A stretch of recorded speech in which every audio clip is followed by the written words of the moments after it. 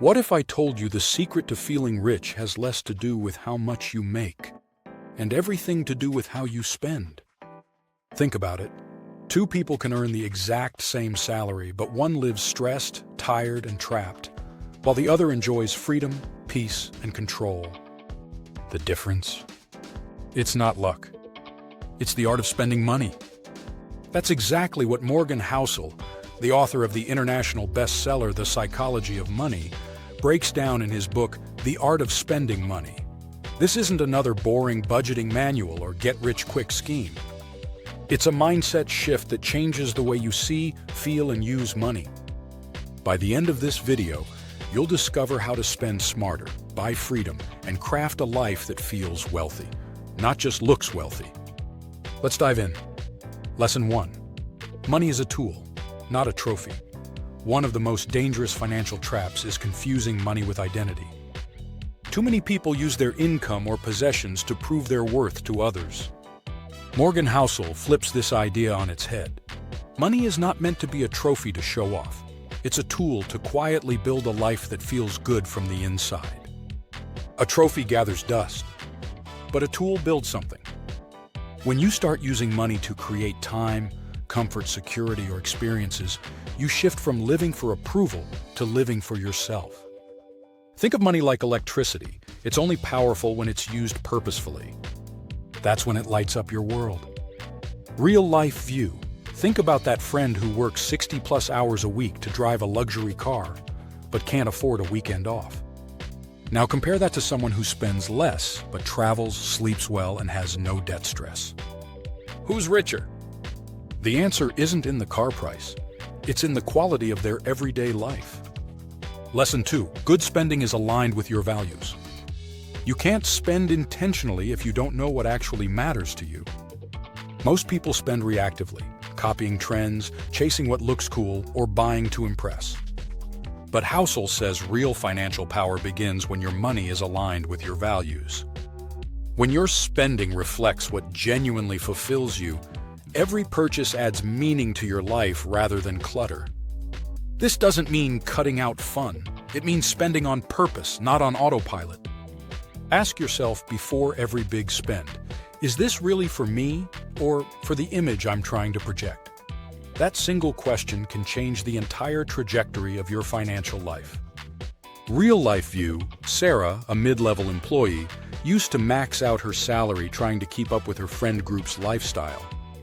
But when she focused on what truly mattered, learning, quiet spaces, and meaningful experiences, she stopped chasing and started living. Her bank account didn't explode. Her peace of mind did. Lesson 3. Buy time, not things. Morgan Housel makes it clear.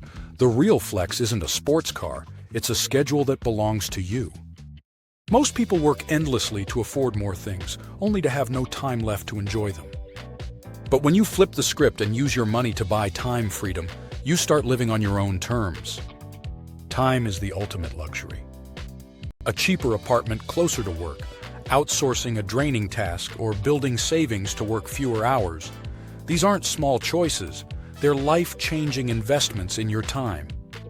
Real-life view James once spent on new gadgets every year. Later, he redirected that same budget to shorten his work week. Now every Friday belongs to him, to hike, rest, build passion projects. No shiny object matched that feeling. Lesson 4. Spending can be emotional, but awareness is power. Money is emotional. It touches our sense of safety, identity, belonging, and power. That's why we sometimes buy things not because we need them, but because we're trying to feel something. Morgan Housel doesn't say to suppress these emotions, he says to understand them. The key isn't perfection, it's self-awareness. If you know when you're stress spending, impulse buying, or trying to fill a gap, you can choose differently. Emotional awareness turns money from a weapon of self-sabotage into a tool of self-control. Real-life view, Maria used to impulse buy whenever she felt stressed. Instead of fighting it blindly, she started journaling her triggers. Over time, she swapped those feel-good purchases with walks, books, and coffee with friends. She didn't just save money, she gained self-control. Lesson 5. Not all spending has a financial return, and that's okay. One of the most freeing ideas in this book is that money isn't only for multiplying, sometimes it's for enjoying. Not everything needs to have a financial ROI. A meaningful experience, a quiet getaway, a memory with loved ones. These are priceless returns that can't be measured on a spreadsheet. This is where a lot of people get stuck. They're so obsessed with smart spending that they forget to actually live. The smartest money move sometimes is to spend on something your soul will remember. Real-life view. David once turned down a camping trip with old friends because it wasn't financially smart. Years later, he realized it wasn't the cost he regretted. It was the moment he missed. Lesson 6. Comparison is the enemy of wise spending. Comparison is a silent killer of good financial decisions. Morgan warns us that when we compare, we stop living on our own terms and start performing for an invisible audience. The truth is, most people are projecting an image, not their reality. And when you chase their image, you trap yourself in a financial race you didn't sign up for. The richest feeling in the world is not caring what others think about how you spend your money. Real-life view. Ever noticed how the quiet, unassuming neighbor is often the one with no debts and multiple investments, while the loudest spender is broke behind the scenes? Appearances lie, but your bank statement won't. Lesson 7. Save for optionality. Spend for flexibility. Money is more than security. It's power to choose. When you save intentionally and spend wisely, you build optionality, the freedom to pivot, to say no, to walk away. Morgan Housel emphasizes that wise spending isn't about deprivation. It's about positioning yourself for future opportunities. It's not just a rainy day fund, it's a freedom fund. Real-life view. Tina turned down an exhausting job offer because her spending habits gave her enough savings to breathe. That freedom to choose was the best purchase she ever made. Lesson 8. Spend with future you in mind. Today's spending decisions echo into tomorrow. Morgan Housel encourages us to build a partnership with our future selves. Every impulse purchase is a message to that future self. Either I've got your back, or you'll figure it out later. Thinking long-term doesn't mean living like a monk. It means asking, will this matter in 5 years, and letting that guide your spending. The best purchases often protect your tomorrow while enriching your today. Real-life view. A 28-year-old who invests in personal development, health, or retirement today will thank themselves at 40. That's not just good spending, that's wise living. Lesson 9. The most powerful purchases are often invisible. The loudest spenders are rarely the wisest.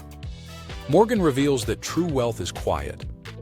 It's in the invisible decisions, paying off debt, building savings, securing insurance, funding investments, not in the shiny stuff people can see. This is why the richest people often look ordinary. Their money isn't on display. It's working behind the scenes. Real-life view. Mark didn't post about paying off his student loans. But that one decision gave him more security, freedom, and joy than any viral vacation photo ever could. Lesson 10. Mastering spending is mastering your life. This final lesson ties everything together. Mastering how you spend is really about mastering your priorities. Because how you spend reflects what matters most to you. It determines your level of peace, freedom, and future stability. Morgan Housel's core message is simple but profound. You don't need to earn millions to live richly.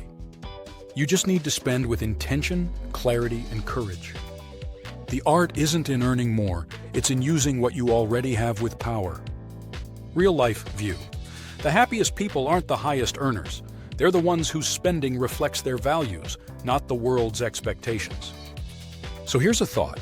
Every franc, naira, or dollar you spend is a vote for the kind of life you want. What kind of life are you voting for?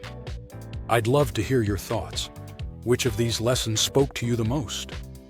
Was there a time when a single spending decision changed everything for you? Share your stories in the comments below. If you enjoyed this breakdown, don't stop here. The summary shelf is packed with powerful book breakdowns that can rewire how you think, live, and grow. Hit like if this changed the way you see your money. Subscribe so you never miss the next life-shifting lesson, and turn on the bell, because the next summary might just be the one that unlocks your next level of freedom. Spend intentionally. Live freely. And remember, wealth isn't just what you have. It's how you use it.